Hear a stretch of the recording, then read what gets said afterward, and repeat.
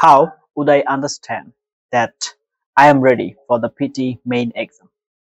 PT main এক্সামের জন্য আমি প্রস্তুত এটা কিভাবে বুঝবো এবং আমি আমার টার্গেটেড স্কোরটা পাবো সেটার সেন্স আমি কিভাবে পাবো?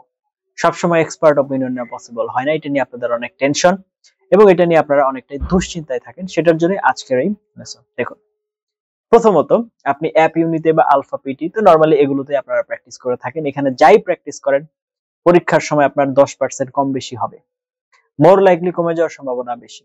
প্র্যাকটিসে যা পাবেন মেইন এক্সামে তার সাথে কমে যায়, 90% ক্ষেত্রে কমে যায়, 10% ক্ষেত্রে বাড়ে। তার মানে এই জন্যই বলে দিচ্ছি আমি 10% কম এবং বেশি। আপনার প্র্যাকটিস টেস্টে যদি আপনি 50 পান, পরীক্ষায় সেটা 40-এও নেমে যেতে পারে, কিছু কিছু ক্ষেত্রে 60-তেও উঠে যেতে পারে। তবে তার ক্ষেত্রে 90% ক্ষেত্রে কমে যায় এবং 10% ক্ষেত্রে বাড়ে, তার মানে কমার সংখ্যাটাই অনেক বেশি। এখন আপনি যদি এনশিওর করতে চান যে আমার 50-85 লাগবে, তাহলে পরীক্ষায় আপনাকে মক টেস্টে পেতে হবে 60, তাহলে আপনি আশা করা যায় মেইন পরীক্ষায় অ্যাটলিস্ট 50 পাবেন। এই থিমকে মাথায় রেখে ডিসাইড করবেন আপনি কি পরীক্ষা এখন দিবেন নাকি দিবেন না। এই ধরনের আরো অনেক ইনফরমেটিভ লেসন পাওয়ার জন্য দয়া করে চ্যানেলটি সাবস্ক্রাইব করে পাশে থাকতে ভুলবেন না।